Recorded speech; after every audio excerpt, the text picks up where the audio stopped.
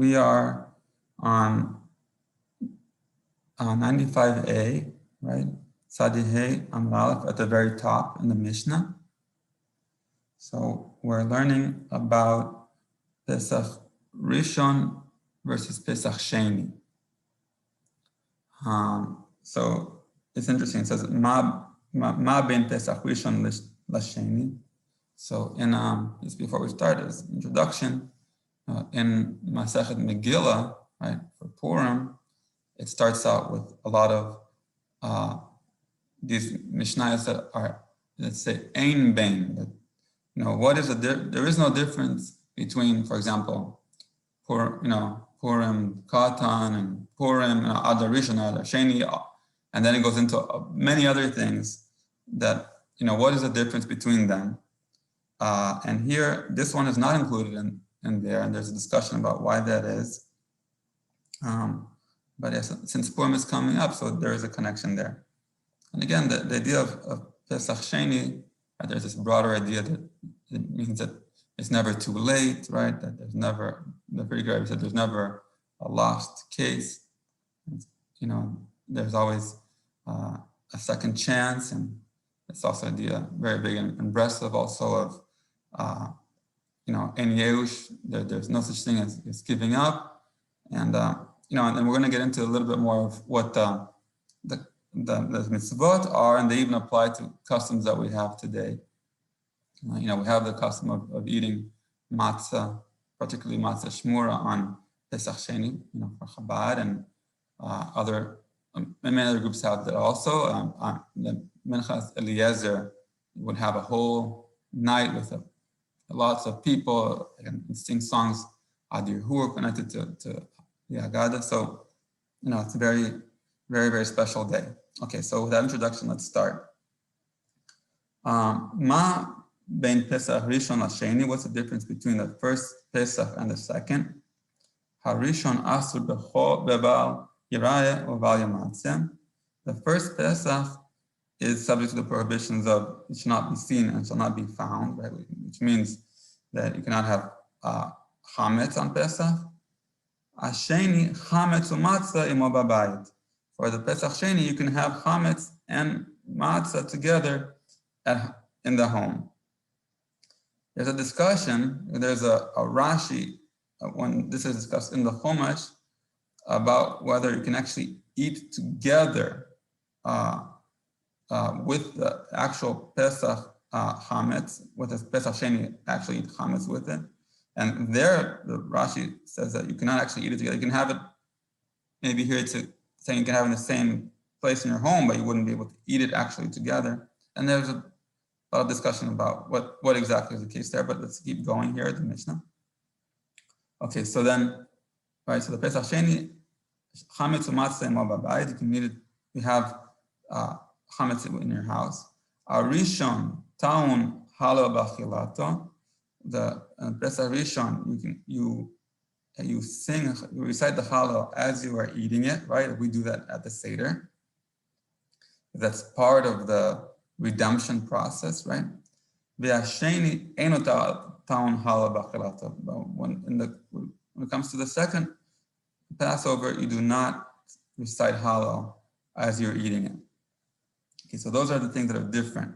What are some things that are the same? Zeh vazeh taun halo basiyatan. When you are making it, when you're actually performing the sacrifice in the temple, you do say halal. Benechalin sali, and you eat it roasted, both of them. Al matzah merorim, right, with matzah and maror, both of them. Bedochin et Shabbat, and both of them override Shabbat prohibitions. Okay, that's the Mishnah. Okay, so if everybody can hear me okay, I'm going to keep going. Feel free to interrupt me at any time. So now the Gemara. Okay, so now what's going to happen in the Gemara, we're going to further delve into, we're going to bring a brisa that further delves into the verses related to the Pesach Sheni. I'm going to actually read it so that what it says in the Torah, so that we can have that as a background. It says like this in במדבר. בחודש השני, ב14 יום בין 40, יעשו אותו, על מסות מרורים יאכלו. לא ישאיר ממנו עד בוקר, בעצם לא ישברו בו, ככל חוקת הפסח יעשו אותו. So translating that, it says, in the second month, on the 14th day, in the afternoon, they shall make it. With matzot and bitter herbs, they shall eat it. They shall not leave over from it until morning, and they shall not break a bone in it. According to all the laws of the Pesach, they prepare it. So it says here 3 things about it, right? That they have to eat it with matzah and bitter herbs, right? With matzah and maror. That you cannot leave it until the morning. It cannot be nosar. And third, you cannot break a bone of it. So those are just 3 mitzvahs that are specified here. And then there's a general one where it says all the laws of Pesach, according to all the laws of Pesach, shall they prepare it. Okay, so according to all laws of Pesach, seems to encompass everything. But then you just gave us 3 specific examples. So how do we understand that? Okay, so Tan Rabban, the rabbi started in the Brisa. According to all the laws of Pesach, you shall do it, right? The second Passover. What is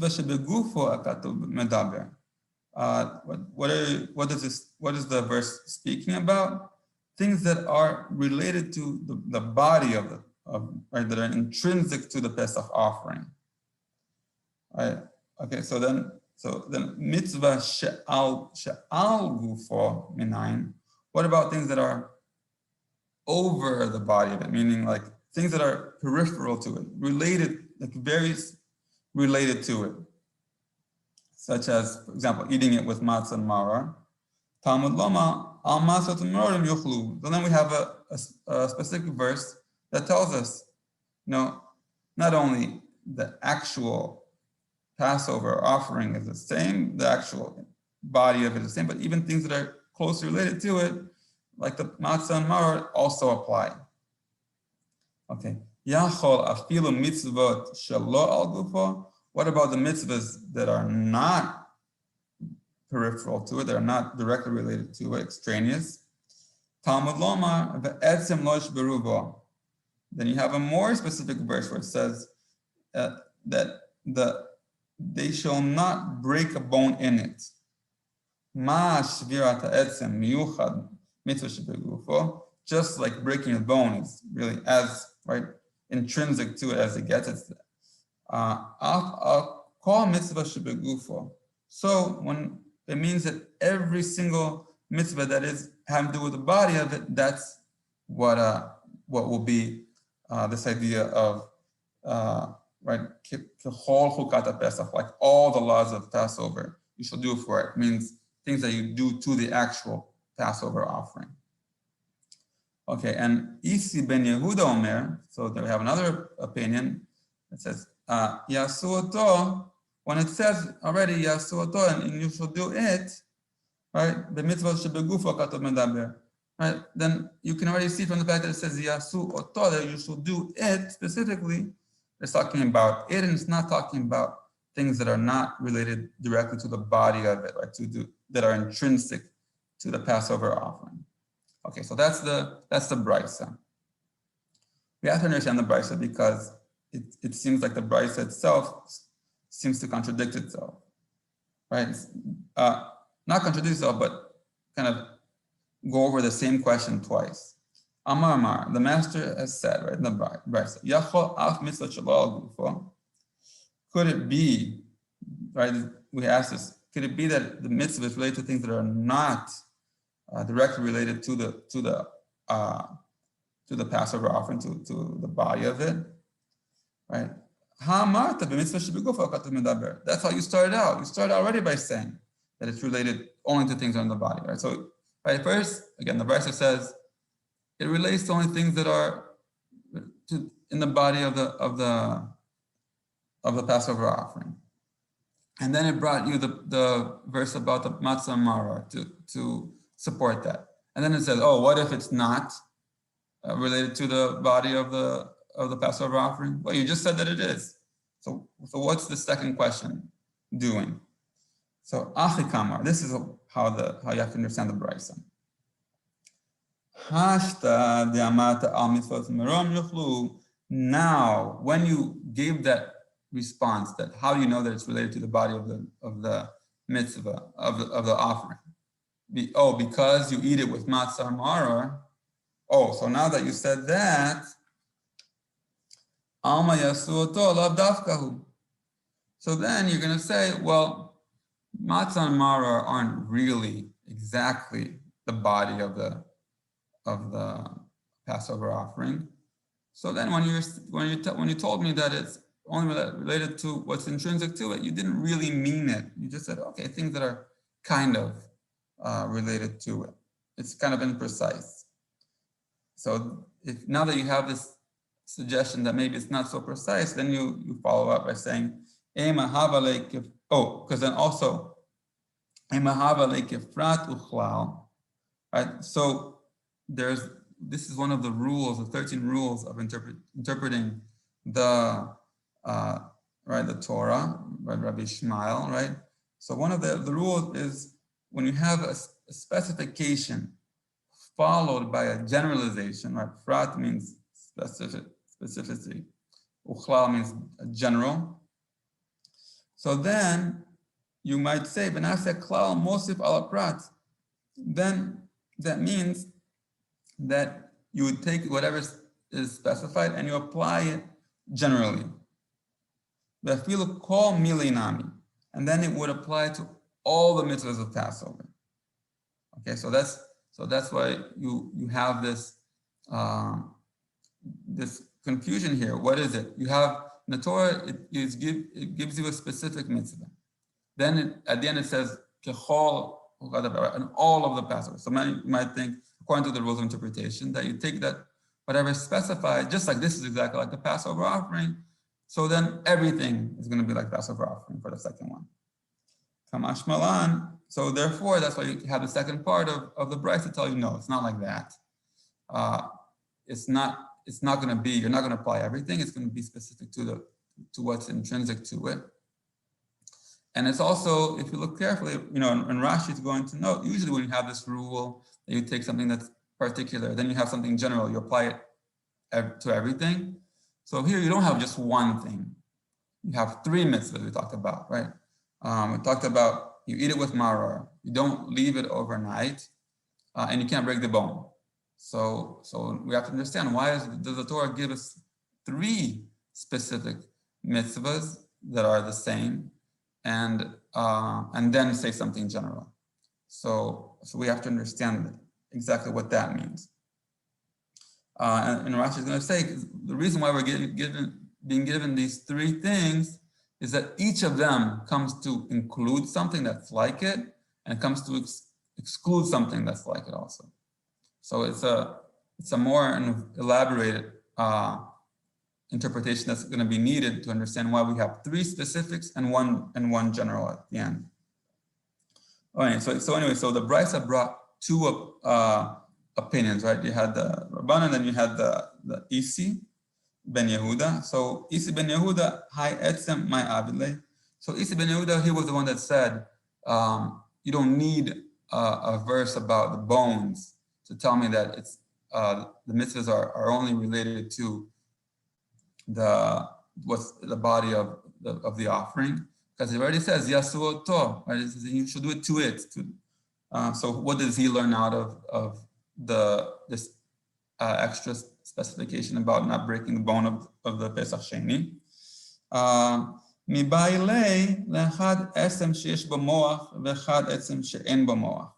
So we had this in the past, right? That there's a discussion about what to do. What if you're able to get to there's something edible inside the bone, the marrow. So maybe you might think that you would be able to break it for the Pesach Sheni. So he says, no. The verse tells you that something about the bone. So you should know that whether it has marrow inside or not, whether it's edible or not, you cannot break the bone. Okay. Now let's go back to the Rabbanan. Rabbanan, Hi Yasuoto my Avile. Why don't the Rabbanan learn out from Yasuoto that that's enough to say that it's specific to the body of the offering? Why do they need, what do they learn out of Yasuoto? So they learn out, Mibayele, Shen Shochatin et Pesach al Yachid, the Kama de Efshar, La Dure Madrinan. Okay, so they, when it says Yasu Oto, they're not focused so much on the Oto part, they're focusing on the Yasu, which is in the plural, meaning that even for the Pesach Sheni, you want to do it with a lot of people. You want to have a Chabura for the Pesach Sheni, just like you have in the Pesach Rishon, to the extent possible, right? Because to have a Chabura in the Pesach Rishon, it's not a problem. Everybody's doing it. So to get a group is no big deal. For the Pesach Sheni, it's only for people that were Tameh for the Pesach Rishon, so that's a smaller group. So it might be harder to find. You might think that it might not even be necessary at all from the outset. No, the idea is that you do your best for the Pesach Sheni to also be with a group. Okay, so yeah, so then that I think that's also a lesson that we were talking about before in terms of more Hasidus here, that that when you're trying to get yourself back on track, right, you should also do it with others and get others involved as well. Okay, so then now we're gonna keep understanding why we had these three verses and what each of the verses comes to include and what each of the verses come to exclude. First, we're going to talk about the general category of mitzvot that are encompassed by these three ones. We're going to see there's going to be a positive, and then one kind of negative, and then another kind of negative mitzvah. So we'll see. So it says, Tan Rabbana, Kechol chukat apesach yasu oto. Right? All the laws of Pesach, they should prepare it. Yachol keshem sheharishon asur b'val yirayo b'val yimatzeh. You might think that just like the first Passover is forbidden to have chametz, right, found in your house. Kach sheni asur b'val yirayo b'val yimatzeh. So then you would think the second one also, you would not be able to have chametz in your house. Talmud Loma al matzot mirom yochlu. No, when it tells you that you're supposed to eat it with matzah and maror, right? So that's telling you no, you can eat. You have to eat it with matzah and maror, and there's no other restriction in terms of having chametz in the house. But ein le'ela mitzvahs aseh.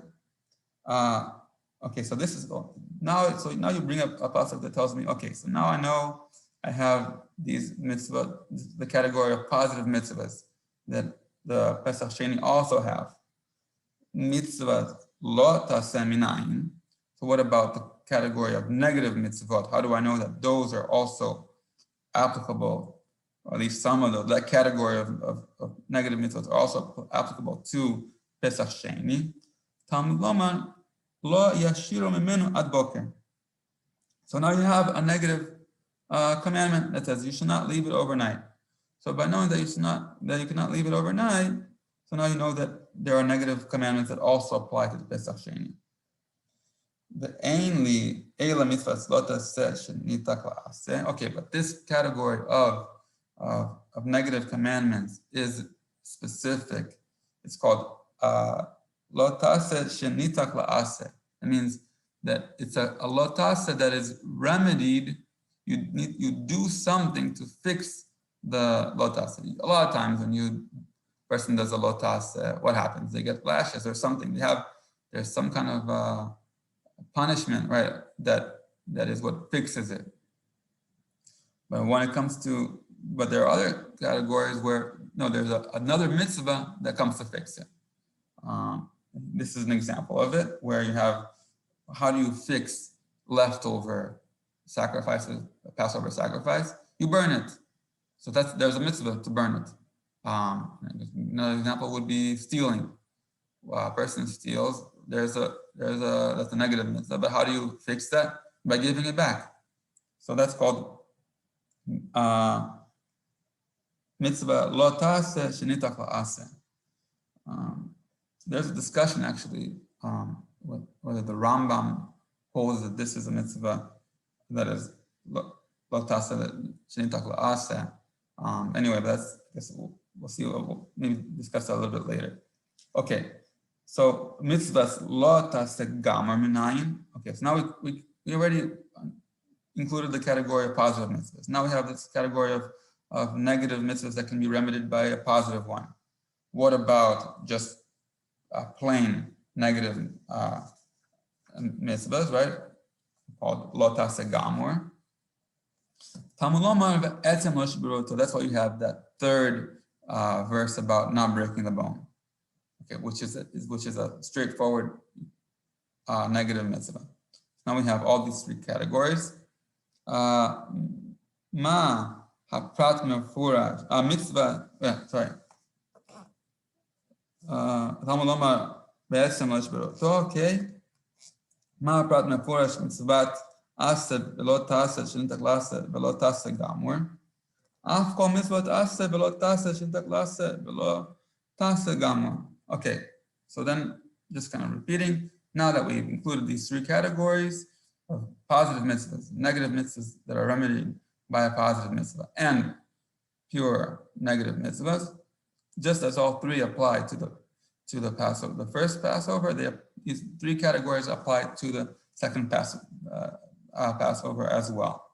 Okay, now we're going to go into these three categories, and for each category, there's going to be one kind of mitzvah like this that we include as here as well in the Pesach Sheni, and there's one that we don't include.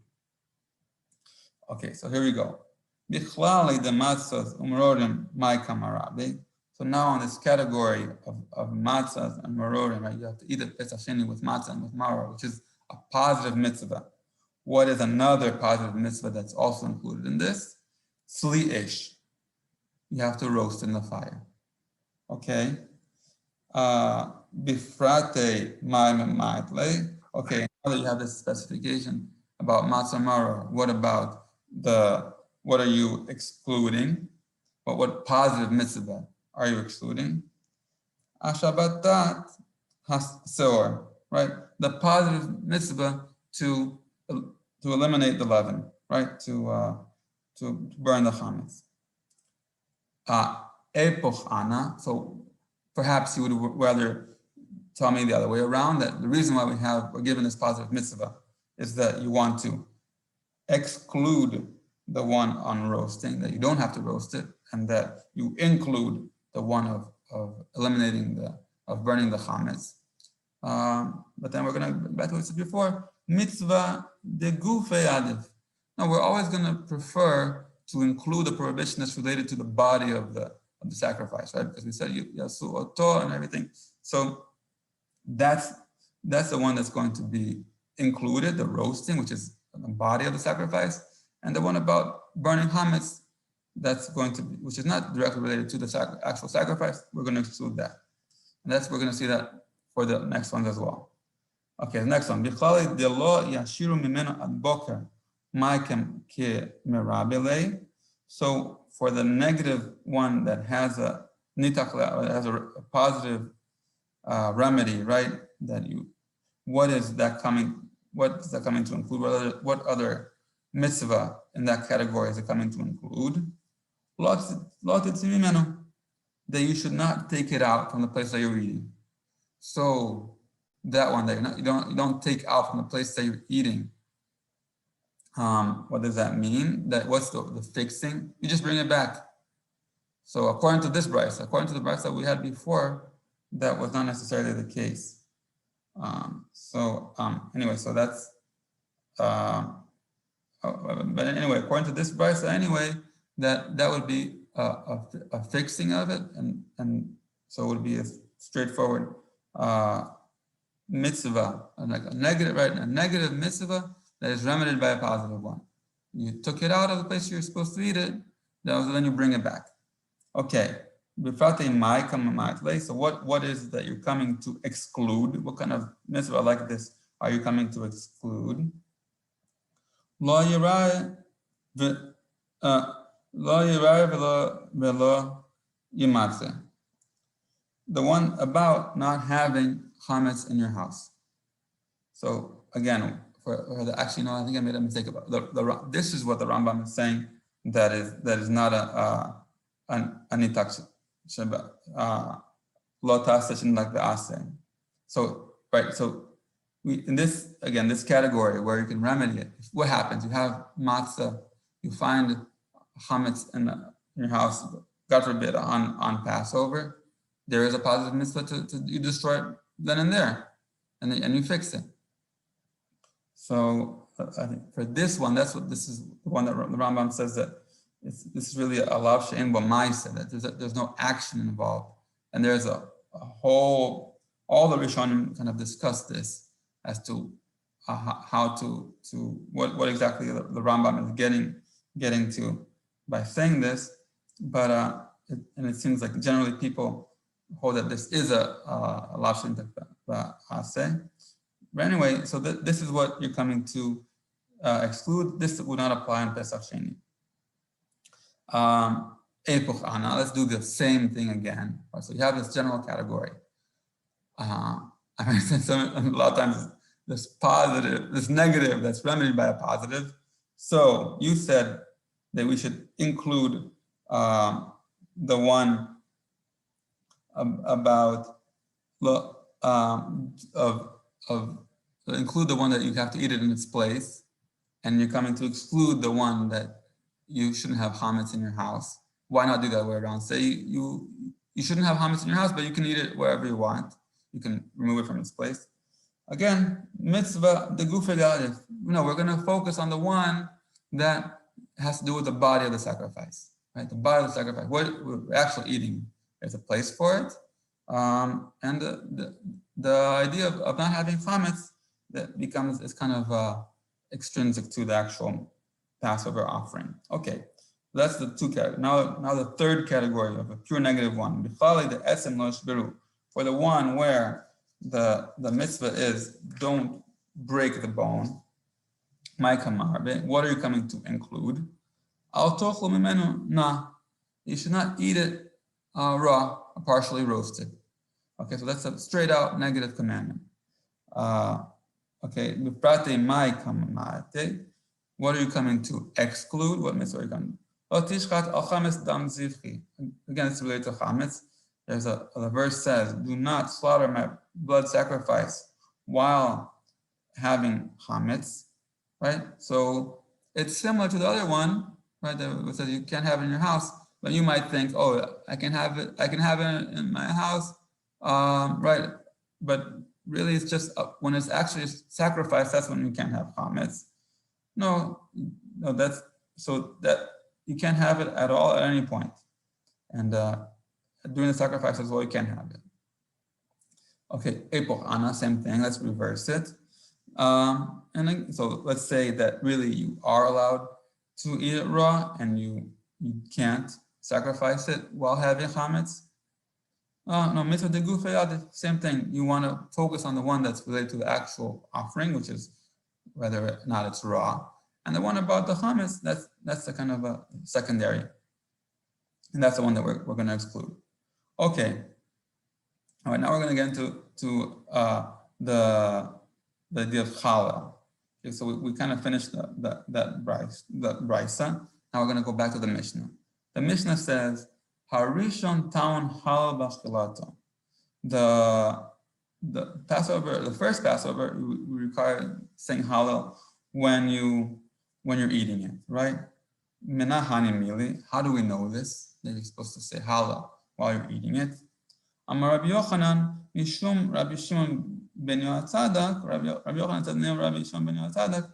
Amar kra ashir yelachem kilel itkadesh chag. It says in Isaiah, the song shall be for you like the night of the festival's consecration.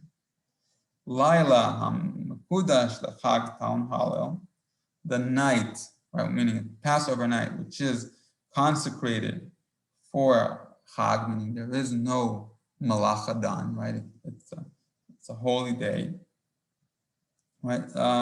That's when it applies.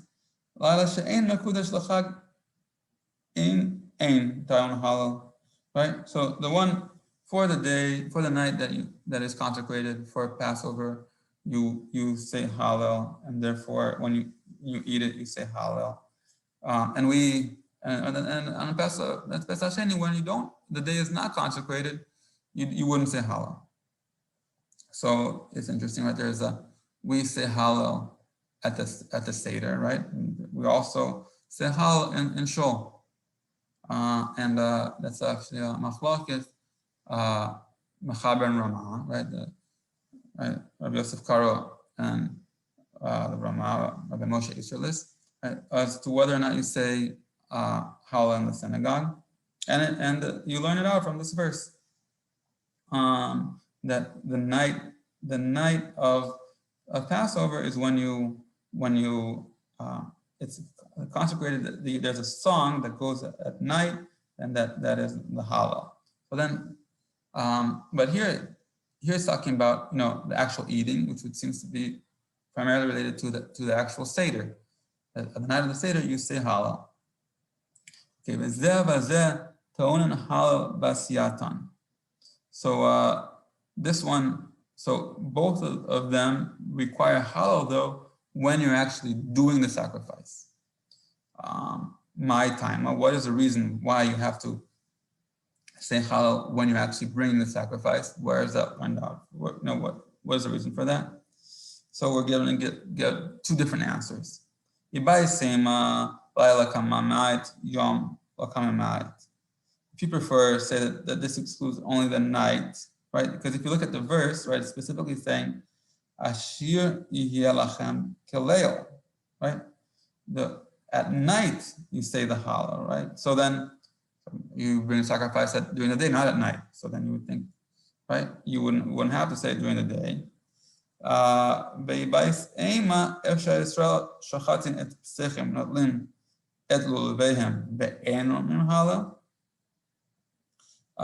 So this is interesting. It says, is it possible that you would bring the Passover offering, and then as this part about the lulav, and the Jews, when we hold the lulav, would it be possible to do such mitzvahs and not say halal? So it's interesting. Why these two particular mitzvahs? What is Sukkot doing here?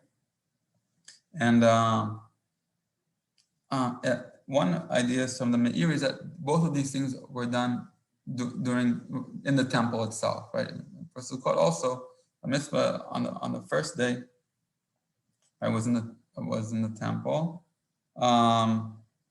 right? So I'm sorry, on the first day was everywhere else was only on the first day, and the temple was the one that you would have it each day of Sukkot. So that would be a way of explaining why you would say why this question is specific to these two things. But I think it's just a very beautiful idea that could it even occur to you to do such these mitzvot that are so amazing, right? And so and redeeming, and not say halal while doing it. It's like it's an intrinsic part of the mitzvah. Okay, so then I think in Brisk they also always have this thing about whether a mitzvah is intrinsic or to it, right? Is it a mitzvah? Is it on the day or is it on the mitzvah? I think this would apply to both these things. Whether halal we say at night, is it because of the Seder? Is it because of the day? And also the same thing for the sacrifice. Is it mitzvah? Is it the halal we say because of the mitzvah that we're doing, or is it because of the day? But okay, and so then the Mishnah keeps going. Ben chalin sali, and we eat it roasted, right? And it continues and says, and they're doche the Shabbat, and also the violations of Shabbat are pushed off for the Passover sacrifices, both the first and the second. Shabbat in tumala. Okay, so it means for Shabbat we do push off the violations, but for tuma, no. For impurity, you wouldn't. A person that was impure for the second one would not be able to bring the second sacrifice either. I mean, that's the whole reason why he didn't bring the first one, was because he was impure, right? Or something along those lines. And matnitin de lo to Rabbi Yehuda, and the Mishnah is not going according to Rabbi Yehuda. Okay, so the Tanya, starting the Brisa, dochet the Shabbat ve'en dochet hatuma, like we said, the Passover, the second Passover would push off the laws of Shabbat, but not push off the laws of impurity. Rabbi Yehuda omer af dochet hatuma. Rabbi Yehuda says no, the second Passover also pushes off impurity. So now we're going to explain these both opinions, Tanakama and Rabbi Yehuda. My Taima, the Tanakama. What is the reason of the Tanakama? Mipnei Tuma dechitiv yachzor yaseh b'tuma. Okay, so the whole reason why you didn't bring the first Passover was because you were impure. So now you're going to go ahead and bring the second one because you were impure. Doesn't make sense. You're not fixing anything, right? The whole point was that you wouldn't bring it in an impure state, and you're not accomplishing that. So, okay, so what does Rabbi Yehuda say? The Rabbi Yehuda, what was his opinion? Torah chazra alav lasoto b'tahara, lo zacha yaseh b'tuma. So, okay, so then Rabbi Yehuda says a more nuanced view, I guess. He's saying, well, really, yes. Why did you push off not bringing it the first time around on Passover? Because ideally, you were waiting to be pure. Okay, but you didn't merit it even the second time. Okay, but at least bring it in an impure state. It doesn't mean you shouldn't bring it at all. I heard that somehow this has applications also when it comes to whether a person misses a prayer and has to redo it, or wants to be mashlim it, right? So a person misses mincha, let's say. So then they want to, when they pray Marav, they should pray Marav twice. The first one for the mitzvah of Marav, and then the second one to make up for mincha. So what happens if it was Rosh Chodesh mincha, and they said the Amida, but they forgot to add Yalav Ve'ava. Okay, so now they're at Ma'ariv, it's not Rosh Chodesh anymore. So now they have to make up mincha. The first one, they say Ma'ariv without Yalav Ve'ava. Now the second one, they say again without Yalav Ve'ava. Oh, but the whole reason why they were trying to make up the Yalav Ve'ava, the Amida, was because of they missed Yalav Ve'ava. Now they're going to say it the second time without Yalav Ve'ava. But anyway, it's interesting how that something so different has applications to that come from this as well. But it's two different things. So the idea is that, okay, so there's a mitzvah of bringing Passover offering in a state of purity. Okay, so now you weren't able to bring it to a state of purity. At least you be able to bring it in a state of impurity. Okay, another important detail is that we're talking about a situation where the majority of the people are impure, and they would be able to, in the first place, to bring a sacrifice in a state of impurity. Okay, so I mean, when that's not the case, then you can't bring it in a state of impurity. But let's say the majority of people are impure, so then those laws were pushed off. What about, how does that apply to the second Passover as well? Okay, so then there's a related brisa. It says, Tan Rabbanan, Pesach Rishon dochet at Shabbat, Pesach Sheni dochet at Shabbat, right? So we said that, they push off the violations of Shabbat. Pesach Rishon dochet at Tuma, Pesach Rishon pushes off the rules of Tuma, Pesach Sheni dochet at Tuma. Okay, this verse is saying that the Pesach Sheni also pushes off the laws of impurity. Pesach Rishon Taon Lina. Now, another one, Pesach Rishon requires that you stay overnight. Pesach Sheni Taon Lina, the second Passover also requires that you stay overnight. Right? It kind of gives an additional importance to the mitzvah. I mean, on Passover, you would be staying overnight anyway for a couple of different reasons. Where there's a sacrifice called a re'iyah, I believe, that you would bring the next day. It's also Yom Tov, so you wouldn't be going anywhere. But so the same for the Pesa. Sheni also you would have to stay overnight in Yerushalayim. Okay, so then it says here, this brisa, dochet atuma, right? Keman Rabbi Yehuda. This one is going according to Rabbi Yehuda. Oh, keman, like we said before, he says that that's koshav tuma. The Rabbi Yehuda town lina, but according to Rabbi Yehuda, do you have to have this overnight, stay overnight also? And for the Pesach Sheni, behatanya Rabbi Yehuda omer minayin lePesach Sheni she'en town lina. How do you know that you don't have to bring, that you don't have to stay overnight for the Pesach Sheni? And he brings a verse, right? When it comes to the Pesach Rishon, it says, in the morning you shall turn back and go to your tenants. And you should eat matzah for 6 days. Just because those verses are brought together, everybody is saying, oh, the Torah is telling me you stay overnight and you eat matzahs for 6 days, 6 additional days. For the Pesach Sheni, you don't eat matzah for 6 additional days, so that wouldn't apply. Right? Okay, so now we have two different opinions of Rabbi Yehuda that say exactly the opposite. One says that you do need to stay overnight, and then the other one that says you don't need to stay overnight for the Pesach Sheni. So how do you explain that one? So this is kind of like the last option, really, but it's necessary here where you have a direct contradiction. You say Shrei Tanai Baliba de Rabbi Yehuda. You have basically two different students of Rabbi Yehuda giving this over, and they were the ones that had two different views of what he was saying. Okay, all right, so that was that Mishnah. Now we're going to go into a new Mishnah. Okay, so then I mentioned before this idea that if the majority of the community is in a state of Tuma, then you can bring the Passover offering, the Tuma, and according to everybody except for Rabbi Yehuda, you could bring the second Passover offering also. According to Rabbi Yehuda, you would be able to bring the second Passover offering in the state of impurity. And the Rabbi, the Tanakh said you wouldn't. Okay. So anyway, so now we have a Pesach Sheba B'Tuma. Now it's Passover, and the majority of people are impure. Okay, but what impurity does the majority of people have? They have the impurity of corpse, right? Of being in contact with a dead body.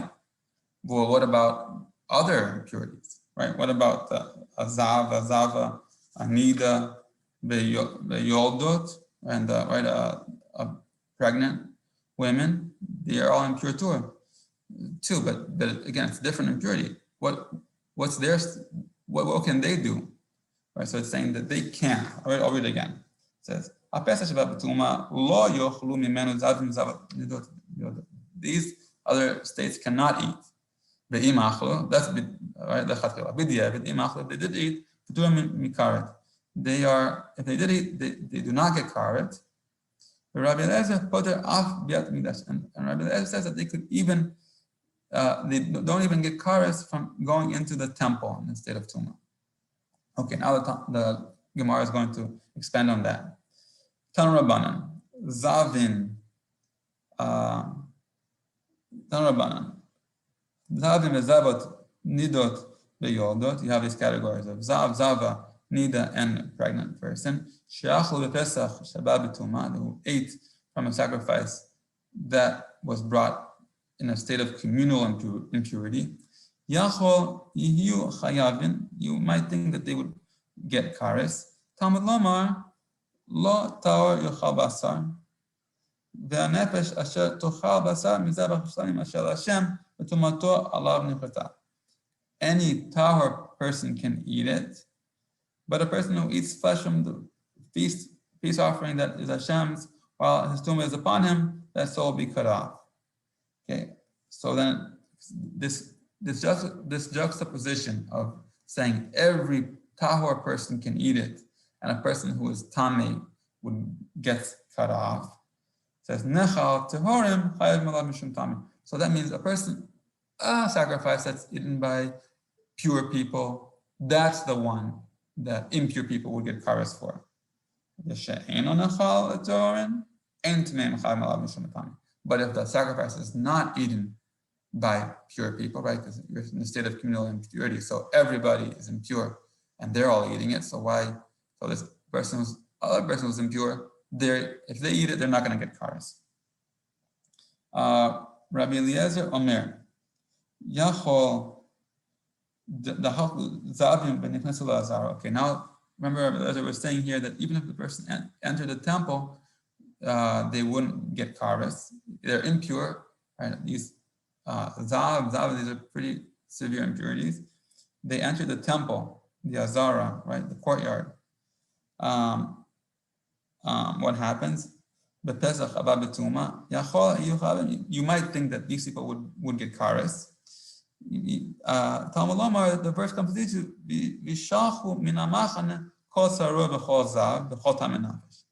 We have a verse that says you have to take them out of the camp. Who do you have to take out of the camp?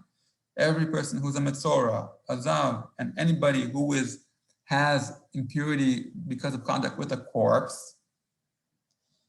Bisman, so what does that mean? Bisman shetzmeim shemishtachim zavim mitzarim mishtachim. So what does that mean? The verse itself said that who do you take out? The Mitzrayim and the Zavim and people that are impure by contact with a dead body. So in the times that you would take out people that are impure because of contact with a dead body, you would have to take out the Zavim and Mitzrayim also. If the impure people because of contact with the dead are not taken out, the Mitzrayim and the Zavim are also not taken out, so they don't get kares. All right, so I think that's basically. Let's see. Let's go a little bit further. Okay, by Rabbi Yosef. But there's a question Rabbi Yosef asked. Okay, before we were talking about the azara, the courtyard. That's where everybody would normally go in a state of purity. If they're impure, then they can still go there. But now, what about the eichal? Eichal is already inside, right? So you have the azara, the eichal, and the kodesh hakodashim. So now you're like inside the temple. The kohanim themselves hardly go there unless they have to bring a sacrifice. Now, an impure person is going to go all the way to the eichal. So what happens to them?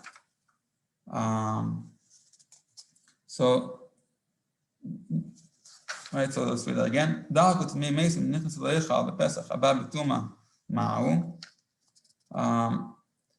they get kares?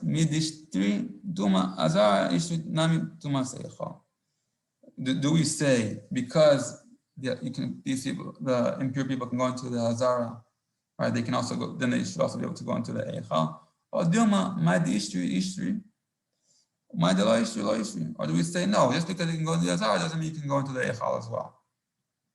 So Rava explains. He resolved this problem. Says Amar Rava, Amar Kra. He's going to give two answers that are going to have that are kind of both go both ways. Amar Kra b'shachum mina machane. It says you have to take them out of the camp. Because it says mina machane, meaning you have to take them out from a part of the camp. So if you have to take them out even from a part of the camp, what does that mean? That you can have a situation where part of the camp is still holy and part of the camp is not. I mean, obviously everything is still holy. Part of the camp where people that are tamei have to leave, and part they don't have to leave.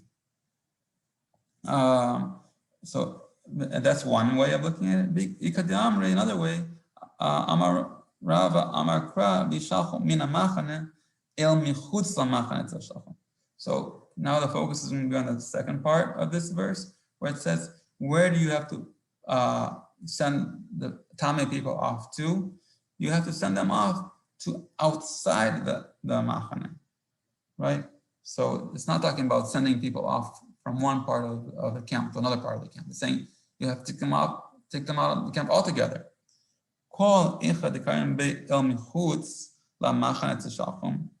only where you have to take somebody all the way out of the camp, you take them out. Do we apply this verse of do we take them out from the camp? Okay, so I think we're gonna leave it here. We're all the way at the very last line of Sadi Hey Amud Beis by Rav Yosef.